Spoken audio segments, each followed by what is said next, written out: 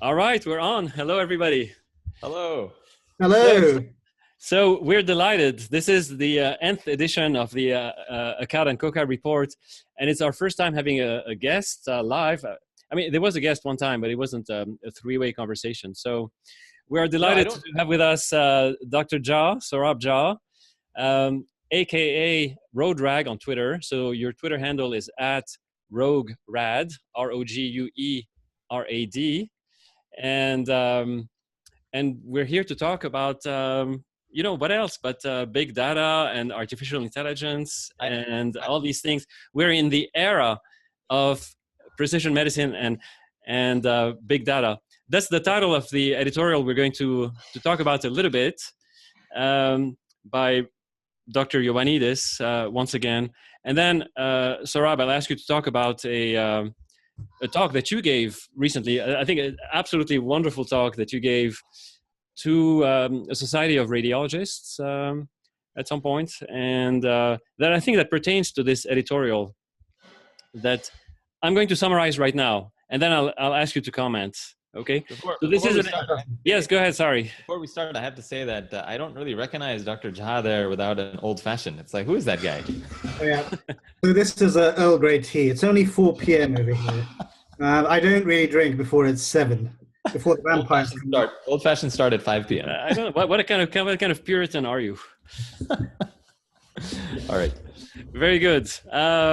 But how are you? I've been sort of gabbing in this opening statement. I must be nervous. How are you, Saurabh?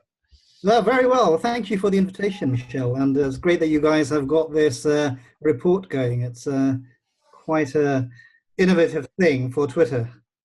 Mostly we tweet and blog, but nobody really gets this type of format. We feel marginalized, Anish and I, on Twitter. So we decided we'd go to YouTube and see if we can get our own thing going. But great. So we're going to talk about an editorial that just came out in this week's JAMA. I think it's online. It hasn't even come out in the published version by the senior author is John Ioannidis, and other authors are Arjun Man Rai and Chirag Patel. I will have that in the show notes, below the video. I'll have a link to that. The title is "In the Era of Precision Medicine and Big Data, Who is Normal?" Very catchy title, which actually it's a topic that is of great interest to me. And I'm going to read just a few blurbs because I think it'll give the audience a sense of what this is about. The first sentence is this: the definition of quote-unquote normal values for common laboratory tests often governs the diagnosis, treatment, and overall management of tested individuals. Okay, so that's the premise. I think that's correct. It's unfortunate that these data govern, I would put govern under quotes, but it's the case that we make a lot of decisions, immediately on the basis of what is considered normal range or abnormal and so forth. And then he goes on, even after decades of routine use, the reference standards may need to be reconsidered. What is normal, what is not. That's kind of problematic because some test results depend on demographic traits of the tested population, including age, race, and sex. And ideally, laboratory test results should be interpreted in reference to quote unquote similar quote-unquote healthy individuals in many settings. However, it is unclear exactly who these individuals are from which the reference ranges are derived, and how much population stratification and what criteria for healthy individuals are optimal, we don't know. In particular, with the evolution of medicine into fully personalized or quote-unquote precision medicine and the availability of large-scale data set, there may be an interest in trying to match each person to an increasingly granular normal reference population. So that's the first paragraph. I think it sets the problem. Our normal reference ranges are problematic, and then he goes on to list a number of reasons, or they go on to list a number of reasons why that is. Giving example, hemoglobin A1C may underestimate hyperglycemia in African Americans, and so forth. And then what is normal, what is healthy, we don't know. And then he finishes at the end with, I thought, an unusually upbeat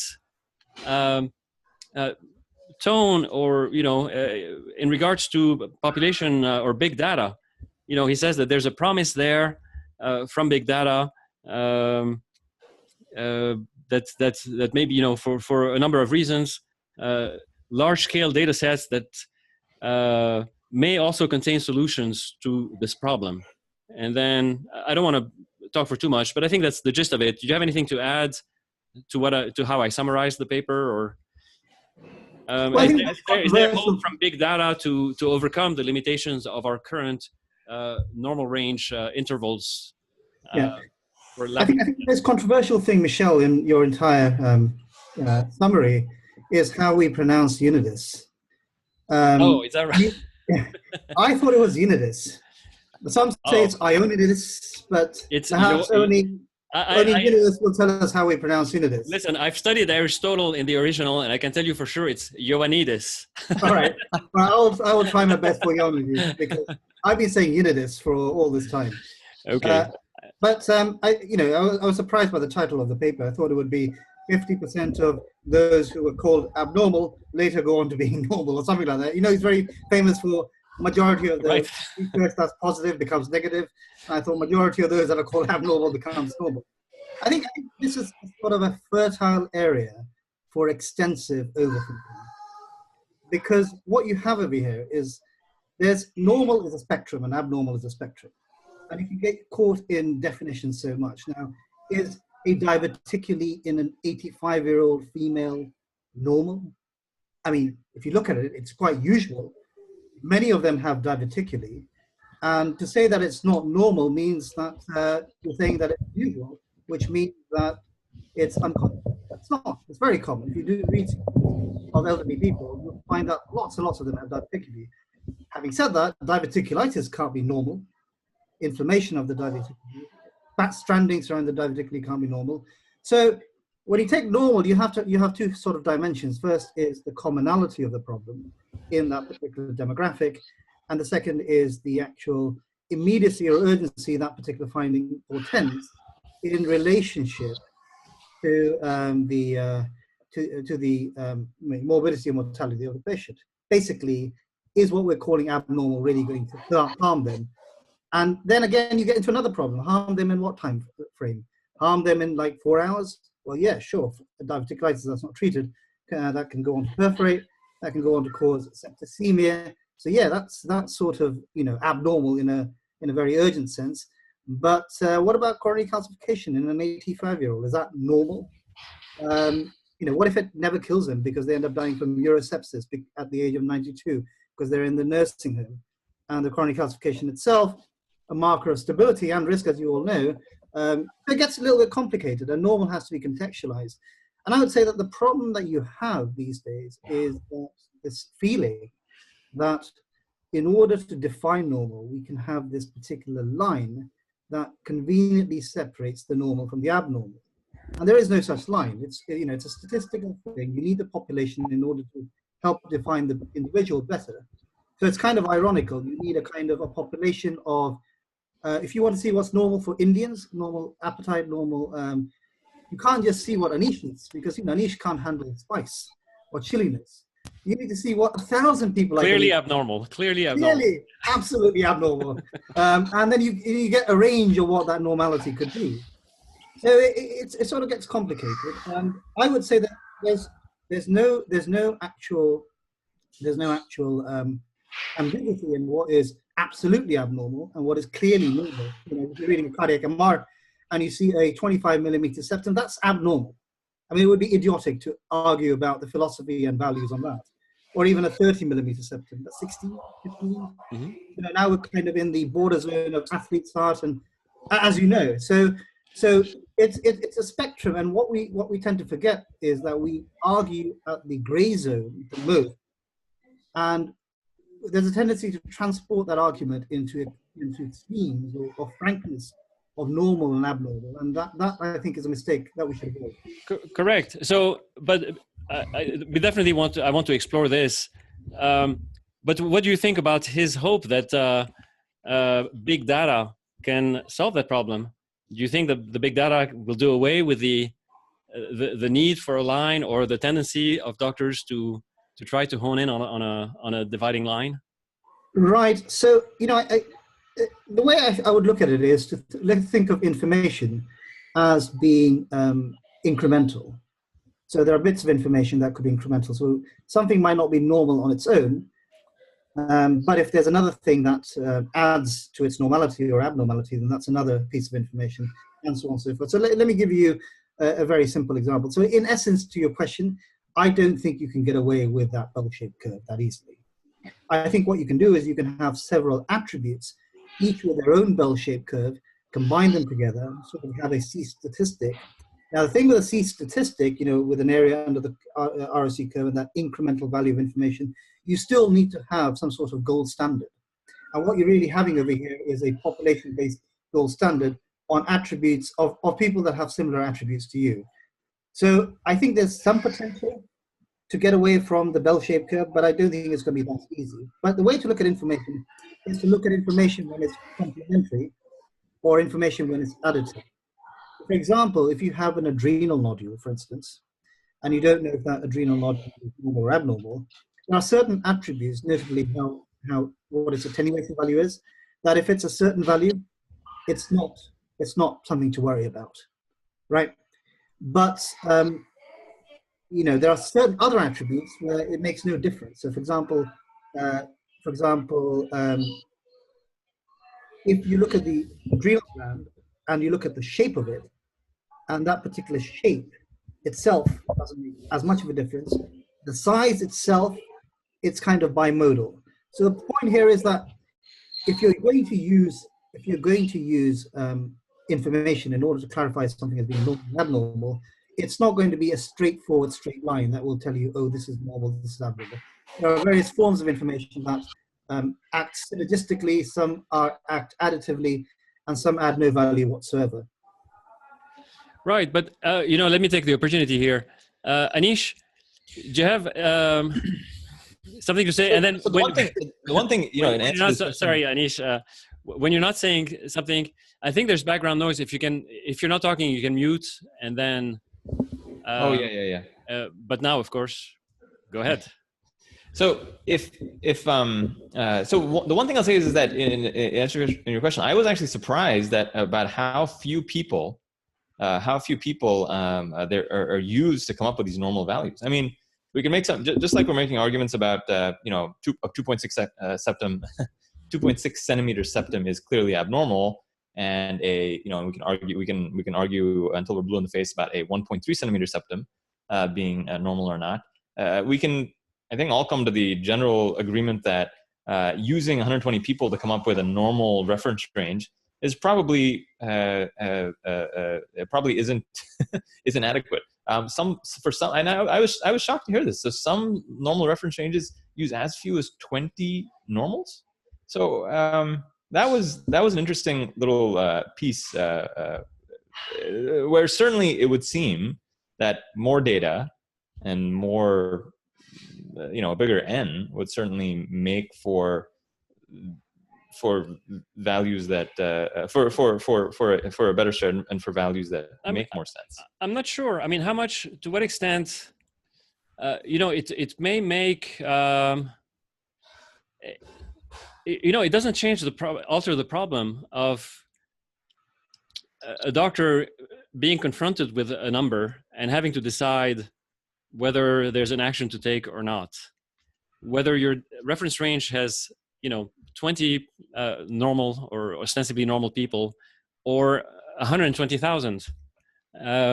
You still have, the normal range will most likely or most often be defined according to 2 standard deviations from the mean or something like that, right? And therefore above the 95th percentile, that will be considered abnormal. But it's not really, I mean, this is an arbitrary, cutoff point. And because evidently, I mean, if these people are truly normal, then how do we know they're truly normal to begin with?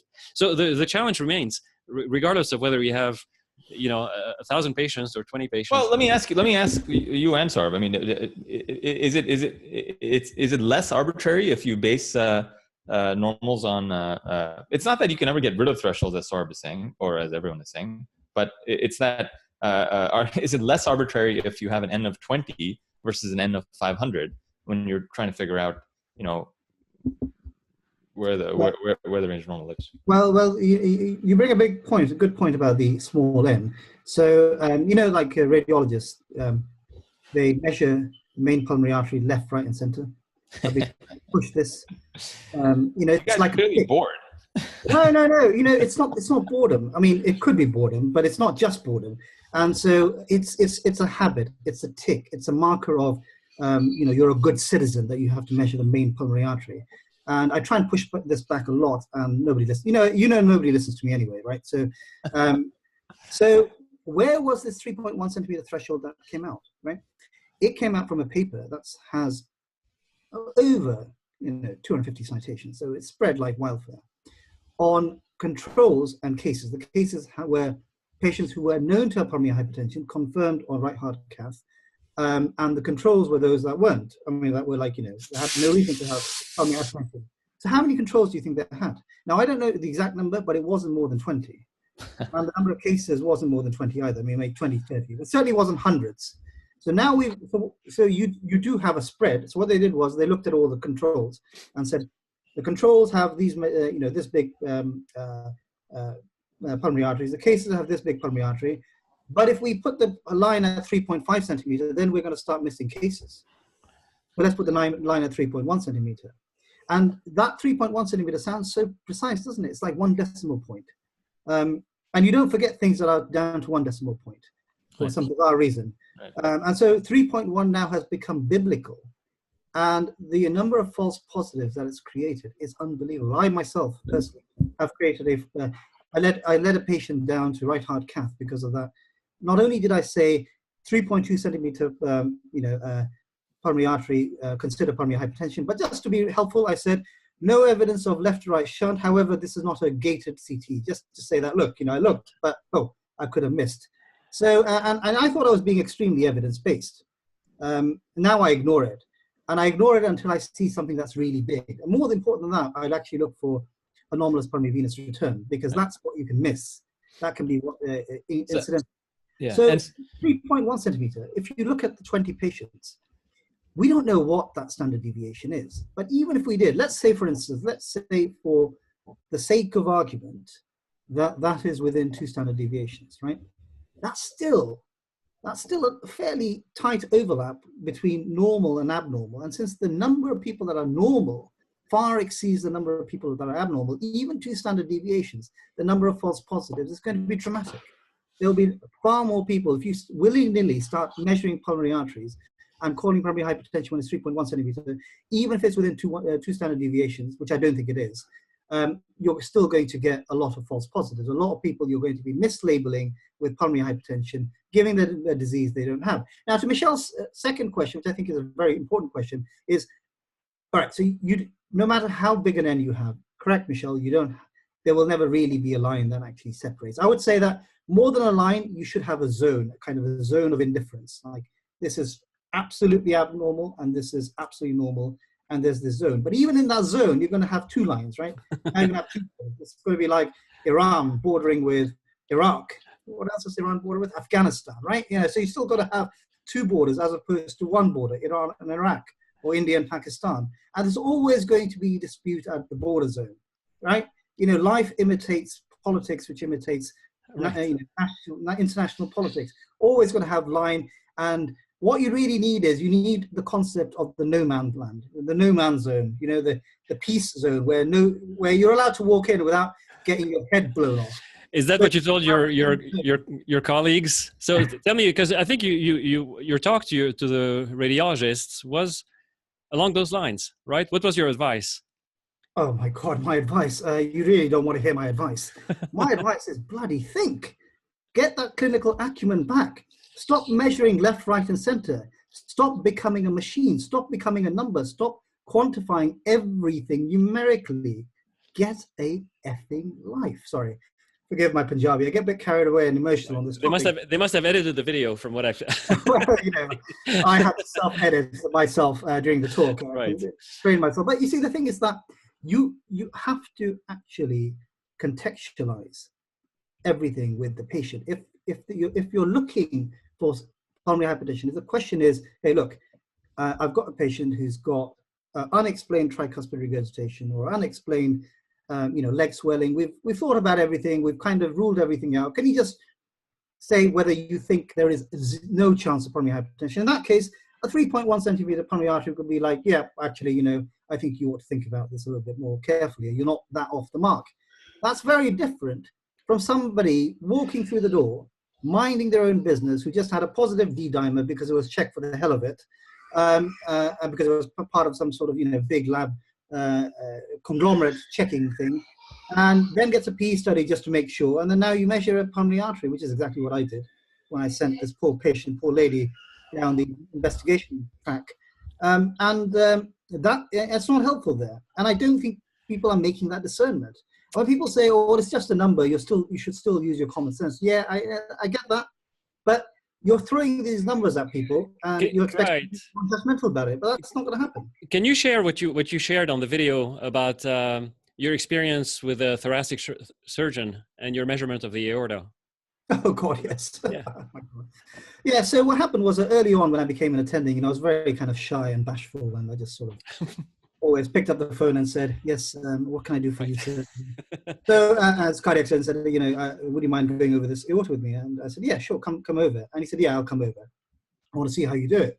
A really nice chap, and he came with a team of people. And so so what happened was I loaded the study. It was a thin section CT. I loaded it in a one of those fancy 3D platforms. And I was very proud of what I was doing. So it's ascending aorta curves, right? And so when it curves, you've got to draw a tangent to that curve, and then you've got to draw a perpendicular to the tangent. It sounds extremely Euclidean, but it's actually really simple to do. Well, that's what I thought. So I did that, and I got a measurement of 5.3 centimeter. The patient didn't have Marfan. It was just like a dilated aorta. The patient didn't even have aortic stenosis, just for some bizarre reason it was dilated. So when I said, actually I said 5.4. So when I said that, he said, "Well, are you really sure?" And I thought, it's not something. It's not like arguing about free will. It's a bloody number. So then I remeasured it, and it was 5.3. So now I started getting embarrassed. I started sweating. What are you doing here? You're looking like an idiot. From 5.4 to 5.3. And then he said, "Well, actually, the report says it's 5.6. And I was thinking to myself, which colleague of mine has put me into this trouble? So I said, "So who's the author of the report?" He said, "It's actually Dr. Jha." So that colleague was me. So I was demonstrating intra-observer variability, and my boss, who had a little bit more insight about this whole measuring thing, so essentially ascertained that he didn't want to operate on the patient. The patient wasn't the greatest operative candidate, and he just wanted to be reassured that he was on the right side of the threshold, which is 5.5. That threshold changes all the time, but it's 5.5. And so he said it's 5.4, and everyone was happy, and there was but that cardiac surgeon sort of gave me that, "You're an idiot, look." And I felt a bit sheepish. And I thought, after all this training, I've been through a lot, mate. I've been through 6 years of med school. I did surgery for 4 years, hung around in Australia in some outback hospital, came over here, did residency for 4 years, and fellowship in cardiac imaging, your field, cardiology. And then on top of that, I feel like an idiot. I think, what the hell? What am I doing? Right? That's right. But I mean, isn't it kind of crazy that the whole decision to operate or not to operate hinges, precisely on a half a millimeter or right? I mean, on the one hand, I can see the point of view of those who would say, "Listen, what choice do we have? We can't leave it up to the fickle judgments of clinicians to decide when to operate and when not to operate, and they will operate on normal aortas and so forth." Right. And so we need a number. This is evidence-based medicine. Yeah. We need an objective number, even though the evidence cannot possibly or philosophically, it's impossible that it would give a precise number. I mean, we know that.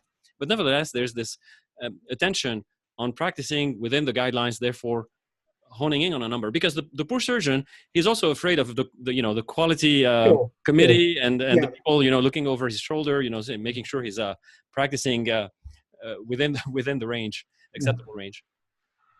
On the other hand, I mean,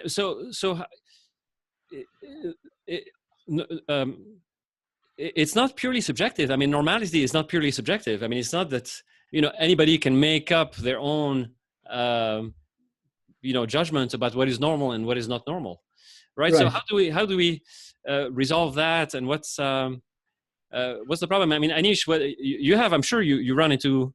Do you read echoes for your hospital, or do you do anything like that where you have to put numbers? No. That, So what I was going to end up. Yeah. So 2 points that come out is that obviously sensitivity isn't the same as positive predictive value. The thing that links sensitivity and positive predictive value is the prevalence of the underlying disease.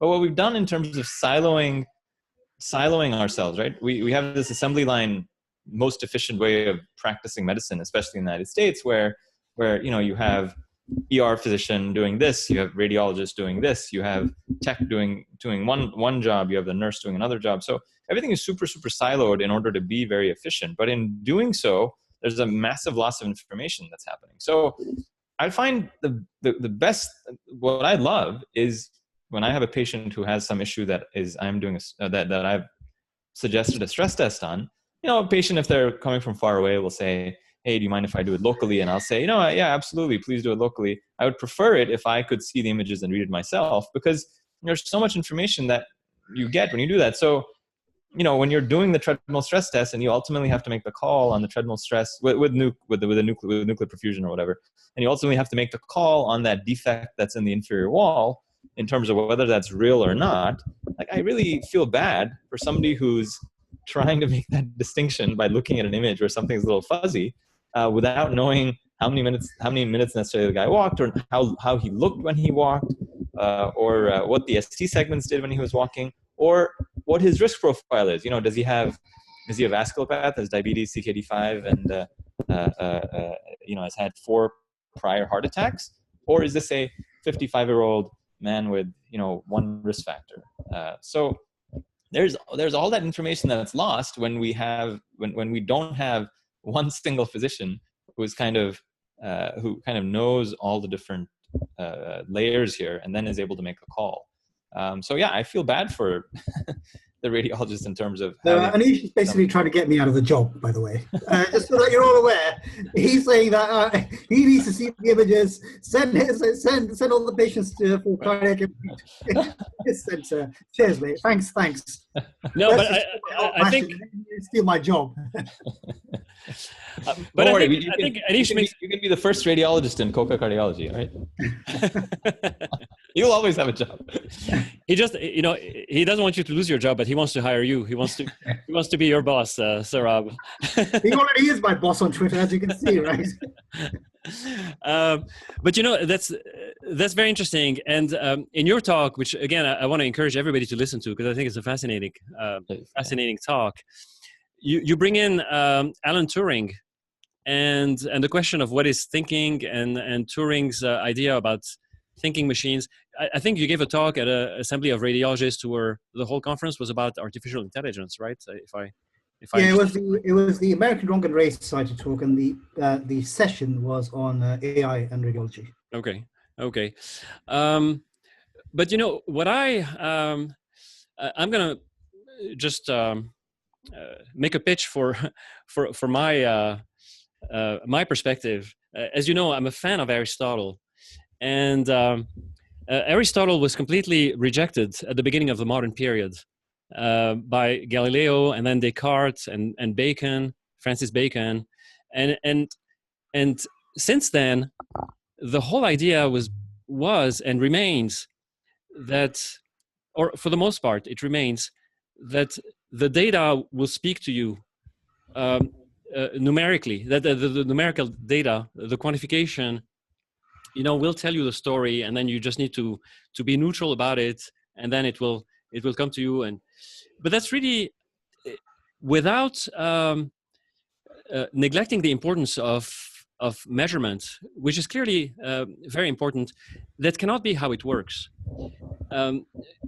For example, we know. I mean, if you walked into if you went to your backyard and you saw a rabbit that was 8 foot tall, clearly that would be abnormal.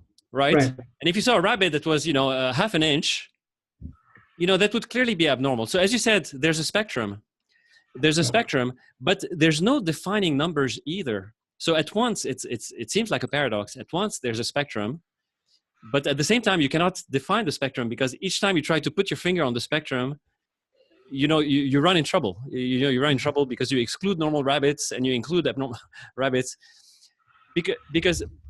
But at the same time, a normal rabbit.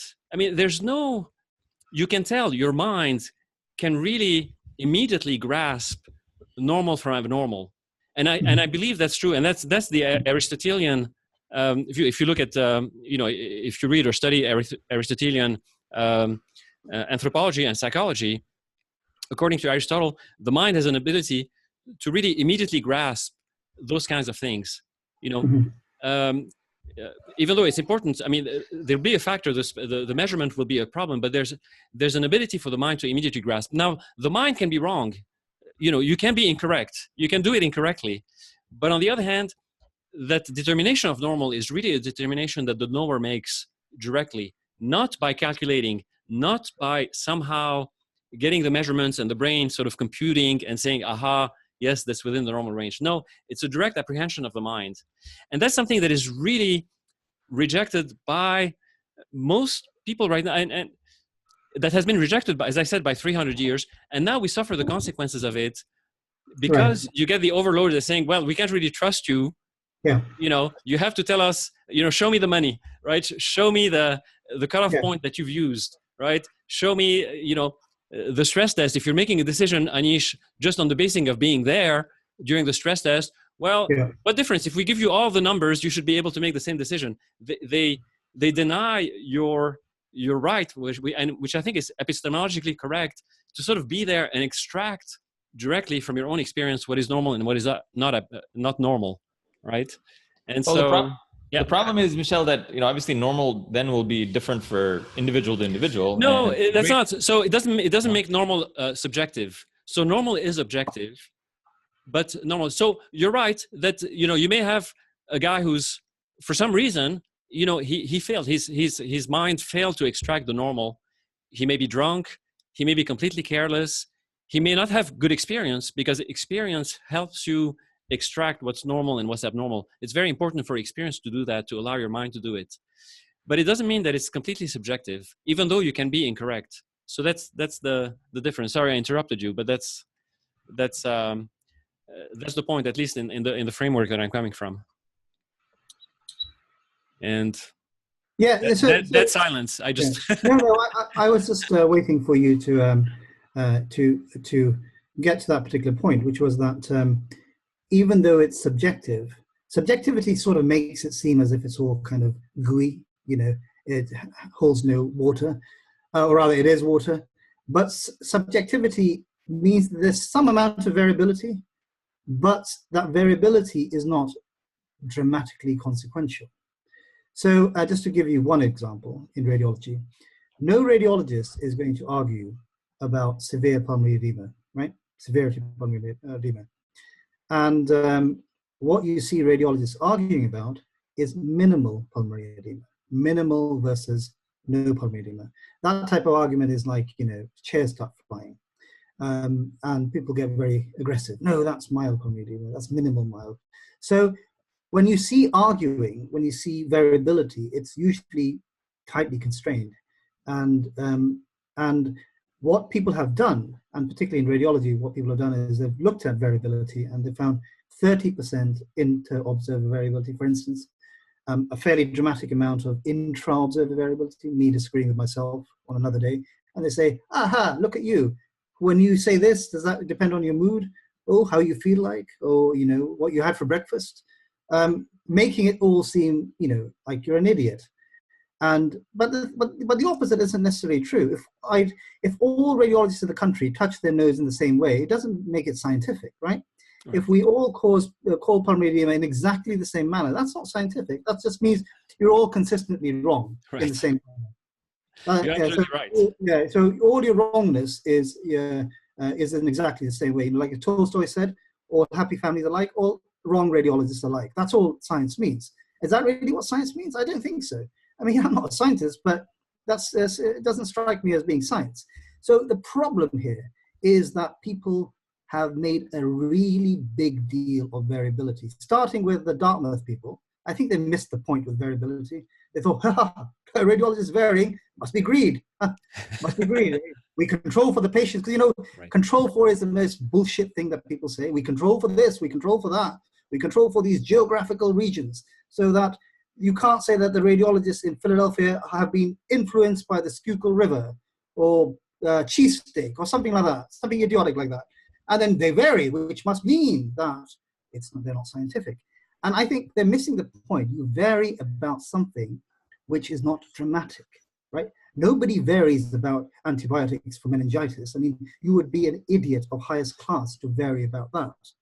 But the variation has been on practices that haven't dramatically proven itself either true or either false. And now you can argue about the burden of proof, and I think that's a fairly good philosophical argument, but to say that that in itself proves that we're unscientific, I think that kind of misses the point. I agree. But then what's the way forward? How do you, Well, what would you like to happen? Well, I think it's been said, I forget by you or Saurabh, that like perhaps at the border zones, you know, at the demilitarized, South Korea, North Korea border, where you have these no man's lands, we should not care which way people go. So I agree.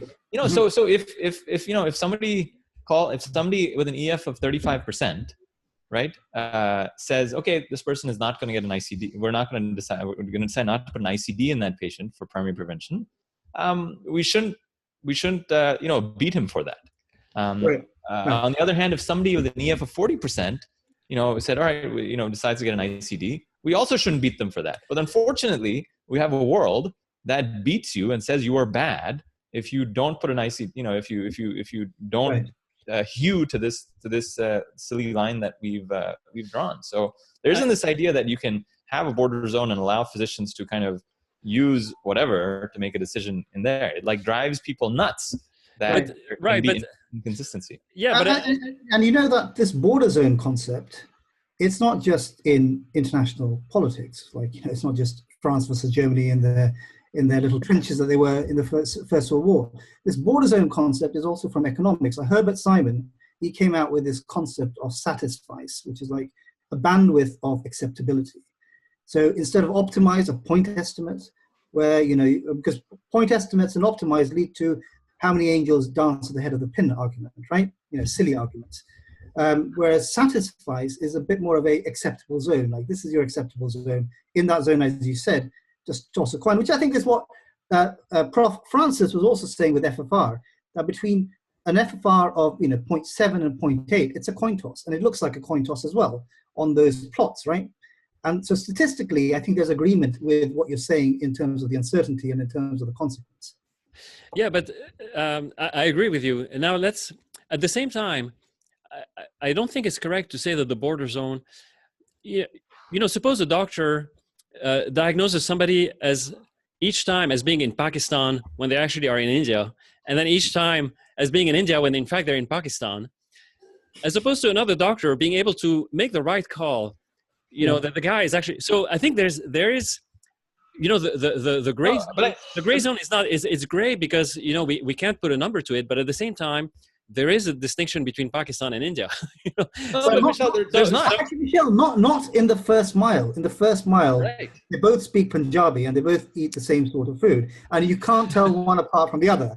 But yes, I think your point is clear, that if there is a systemic bias towards one or the other, then one can try. But there's a distinction. I mean, even if we talk about this possible pulmonary edema on the chest X-ray, it's maybe.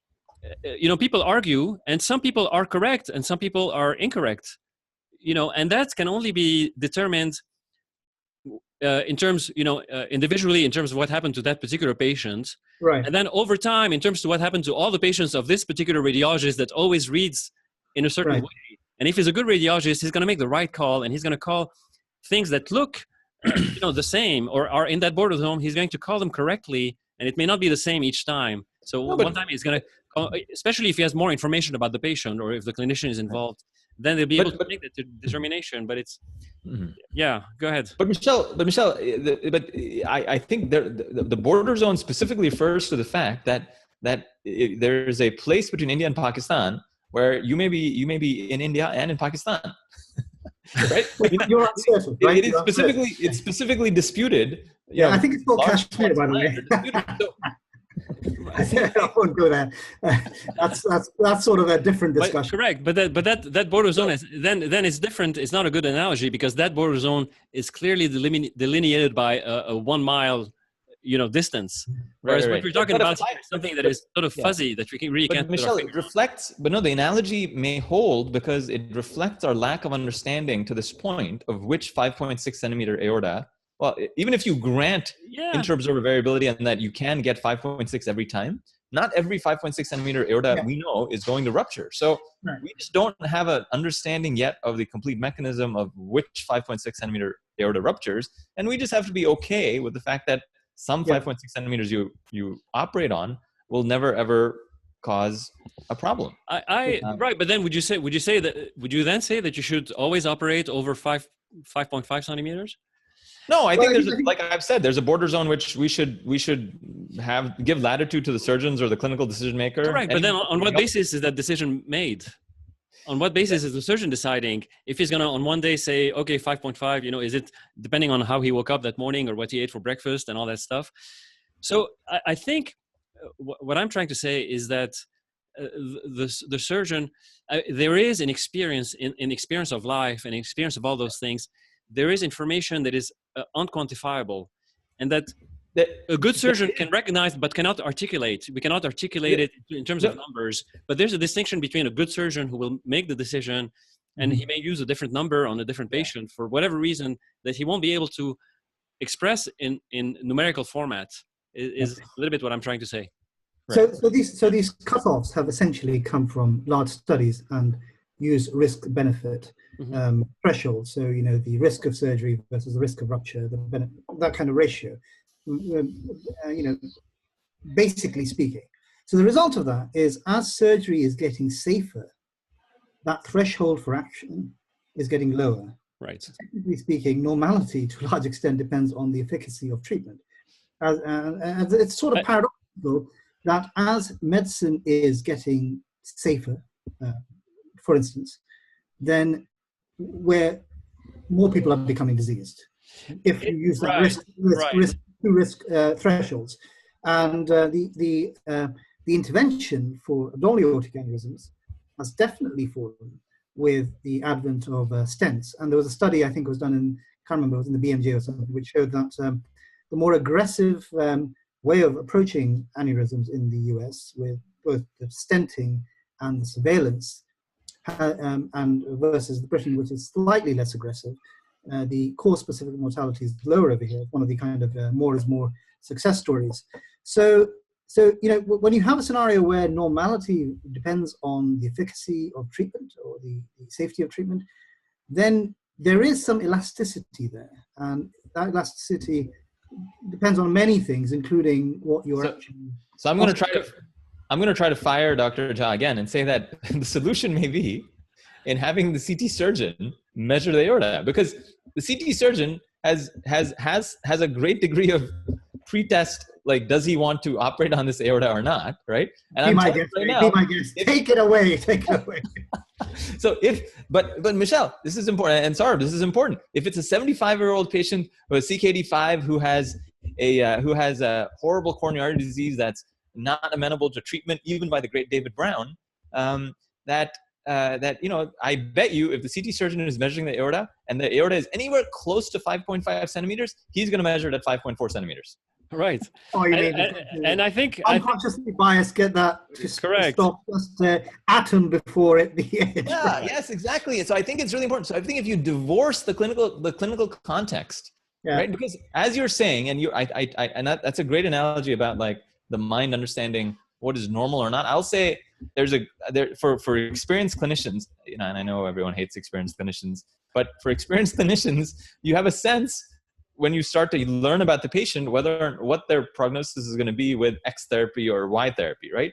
And we unconsciously, or some of us consciously, try to bias the patients towards one way or the other, right? That's now, the worst thing you can do in that situation is take this patient that you know incredibly well and send them to Dr. Jha to measure their aorta, and Dr. Jha, measures a 5.6 centimeter aorta.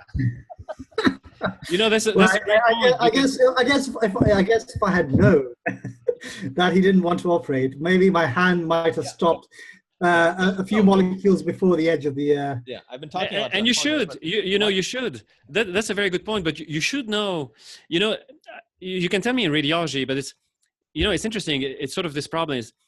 Do you want the radiologist to be completely unbiased when he reads the film about what the intention and what the context is, not even give any clinical information? Because if you bias the radiologist, then the radiologist may miss certain things, or or on the contrary, do you want to give the radiologist as much clinical info as possible? And I think the latter.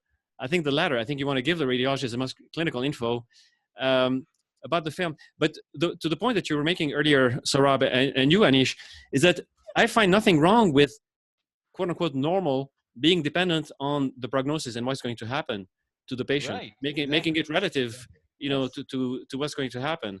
But of course, that's anathema in the era of quantification and evidence-based medicine, where everything is about sort of, having external, boundaries, that will then funnel your decision. No. See, now it's shared decision making, right? Shared decision making. So apparently, when I'm reporting normal or abnormal, I need to integrate the patient's preferences. I just read about 200 chest X-rays this morning. So for every chest X-ray, for the size of the aorta, for the size of the heart, I need to say, what are your ideas, preferences? And based on that, I will call it cardiomegaly or normal. And any idiot that gives me that advice should come and share some of my work before they give me. We're going to have. I mean, I'm chomping at the bit to have a show on shared decision making. So it'll. Well, it'll happen. Yes. Don't involve the radiologist. We don't share anything. Let her decision making. No, us cardiologists know that you don't like to share. We would like you to share more. Good. Have we beat that one to death? Well, I think comprehensively, haven't we? Yeah, we have. So have we agreed on how to pronounce his name? Let me just try one of the Ioannidis. Ioannidis. Yes, with the accent on the last syllable. Ioannidis on the next last syllable. I think so. I don't speak Greek. But I think he's a great lad. And he's the sort of person he's this perfect party pooper. I remember, when I was applying to university, there would be this dad's friend who, would come up to you and say, "Hey, so where do you want to go to?" I'd say, "I want to go to Cambridge." "Ooh, Cambridge." "Do you know what the rejection rate there is?" 90%. Or, "What else do you want to do in life?" "I want to be a cardiac." "Ooh." And this uncle would actually basically destroy all your ambitions. And he's like that.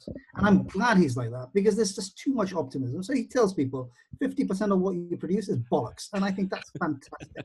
I like it. And I hope that the Queen knights him so that he's Sir Unity. Right. Except that for some reason, 100% of what he says is correct. He seems to exclude himself from this law of Ioannidis. The law of Ioannidis doesn't apply to him. Yeah. He's only saying that some of what we're doing is going to come out to be rubbish, which you can't say that's wrong. I mean, so he is quite correct there. Right. That's great. Well, let's wrap it up here. Thanks for joining us very much. Thank you, sure we'll have you again. Fun. Yeah. All right. Alrighty. Bye. All right. See ya.